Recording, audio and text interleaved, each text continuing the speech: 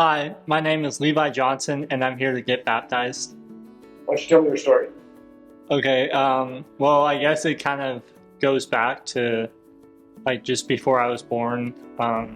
Obviously, with like my parents, and they came to know Jesus after they got married, so they kind of set the tone, I guess, for our family, and just how they wanted to raise us in like a Christian home, and so we did everything that I feel like is kind of a stereotype of we were a homeschooled family, 6 kids.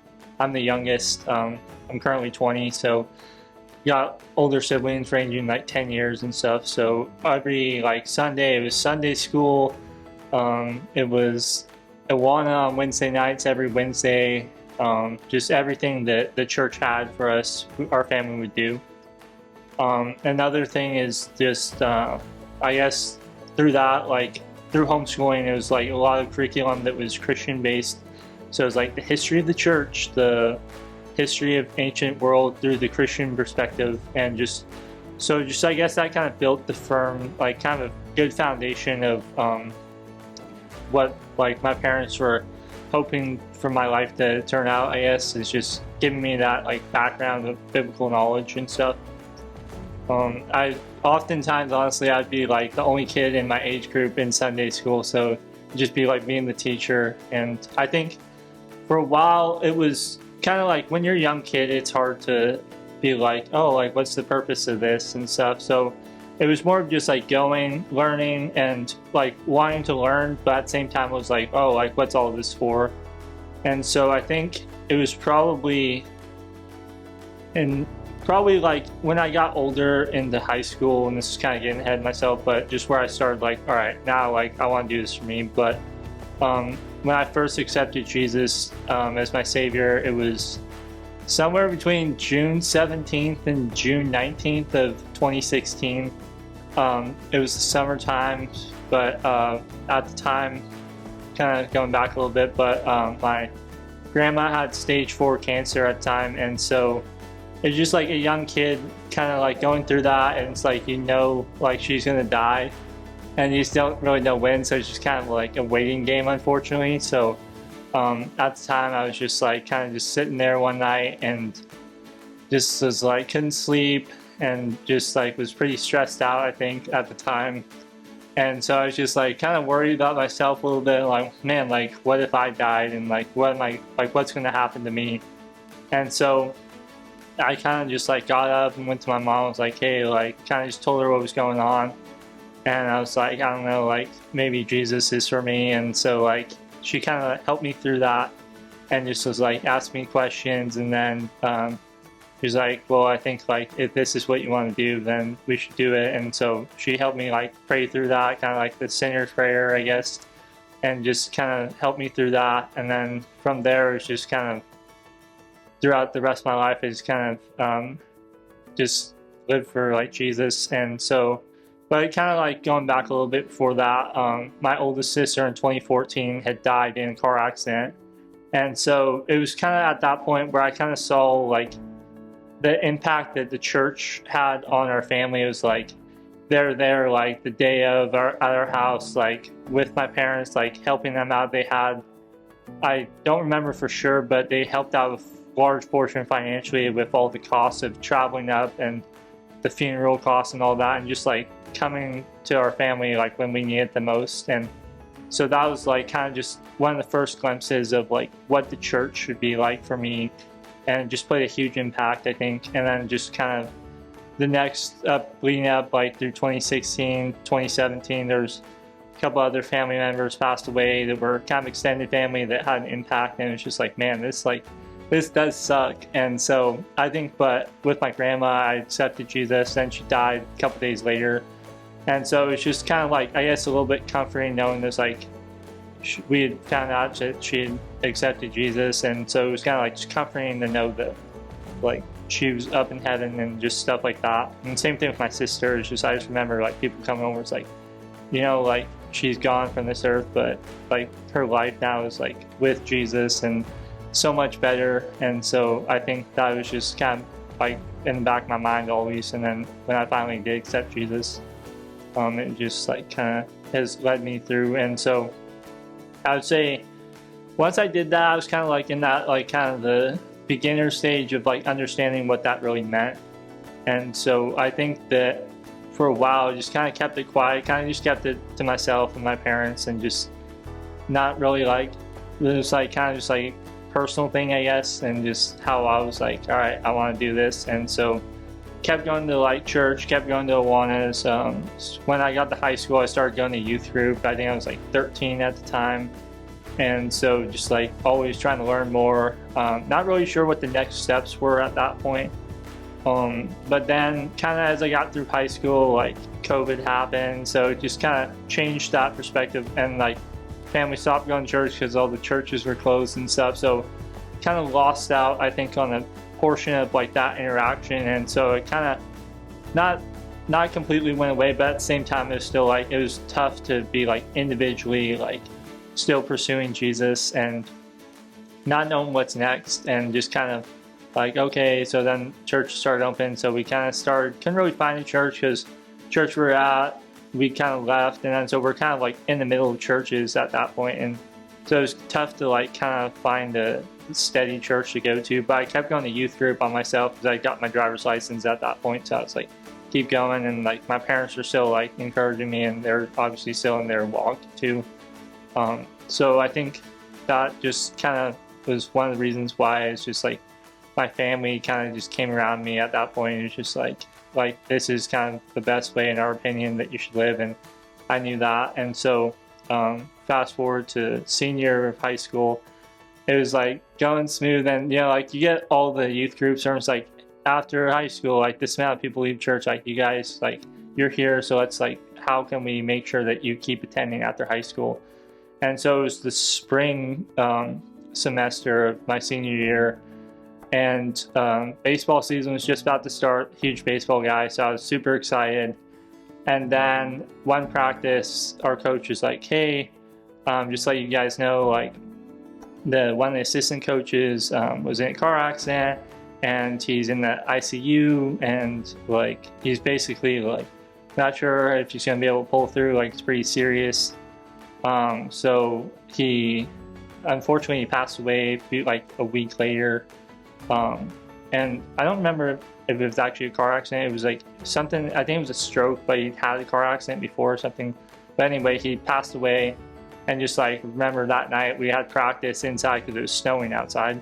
And just the coach after practice, we were doing like an activity as a team, and kind of just called us over and like explained the whole thing. And it just was like, just went to a Christian high school, so I was able to like, it was like definitely a huge thing. It's like we prayed right after, and just like, all right, like go home. And then like all the teachers and stuff like emailed all the parents like, hey, like just watch over your kids tonight and stuff.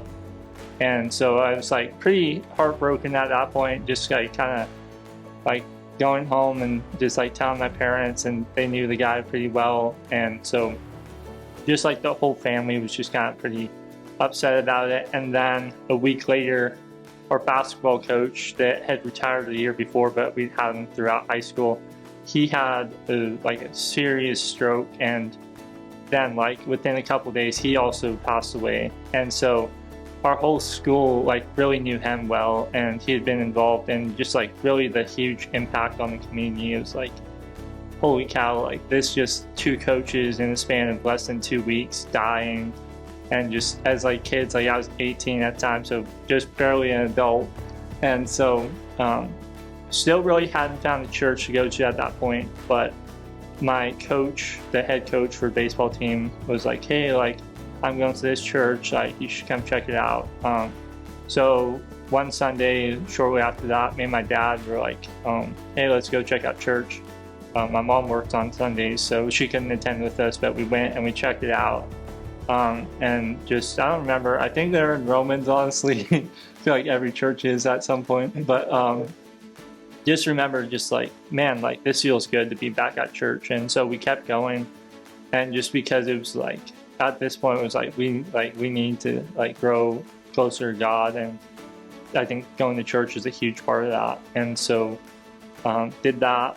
And then after I graduated, I kind of wasn't sure what I was going to do. So I was like, yeah, I'll try college. And so I knew a huge thing for me was just like, man, I can't imagine living my life without Jesus at this point. And so it was like, first thing I did was, I had attended Orchards a few times before, but first thing I did was like contact Pastor Andrews, like, hey, see that you guys have a young adult group.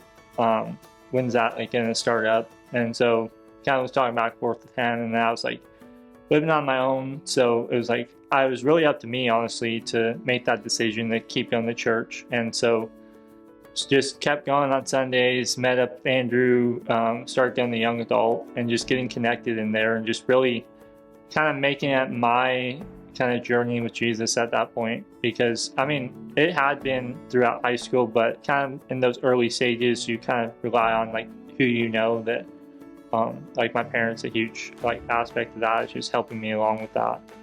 And so just kept going to church and just building that foundation outside on my own as I've come like more into adulthood. And so just kind of a big, I guess, just kind of an individual decision. What made you want to get baptized? So you have the story, you've been leaning on Jesus, so why get baptized now? I think honestly at first, like when I was 12, wasn't that I'd seen like some of my sisters get baptized and stuff, so I knew what baptism was.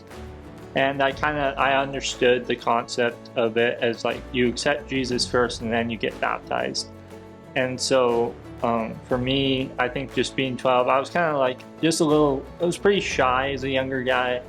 And just it was just not something I really wanted to do and not really sure like what, like it was like, okay, I accepted Jesus. I think for now that's good enough for me. And so recently, honestly, it'd been on my mind for a while, just seeing different people at OCC get baptized, and then seeing like the river baptism in the summer. And my parents were there for that, and they just like kind of talked about it a little bit, and then just kind of was on my mind at that point.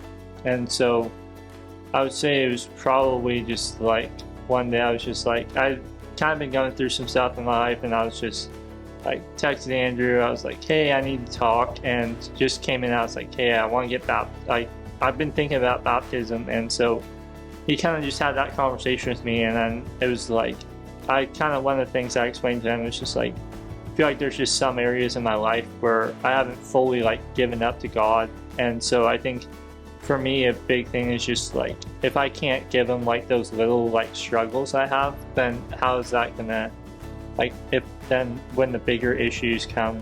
And like, so just for me, honestly, it's just kind of the idea of just like giving it like fully, like going from that 90 percentile to like the 100% all in, and just basically just showing like the world like who I belong to, and that's Jesus. And so I think that's just a big thing of why I want to get baptized at this point.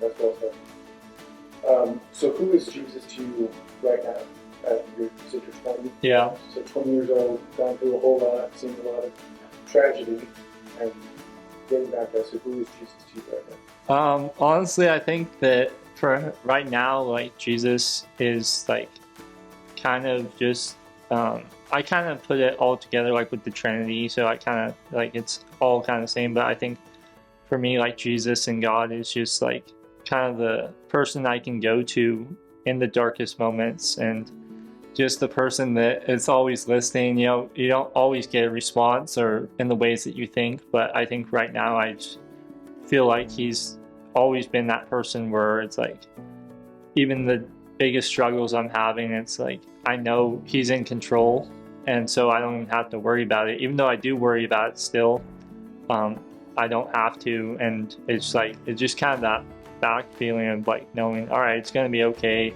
Just kind of keep doing, like, keep living for him and keep pushing through, and it's going to work out somehow. And I feel like recently I've seen that play out in my life a lot.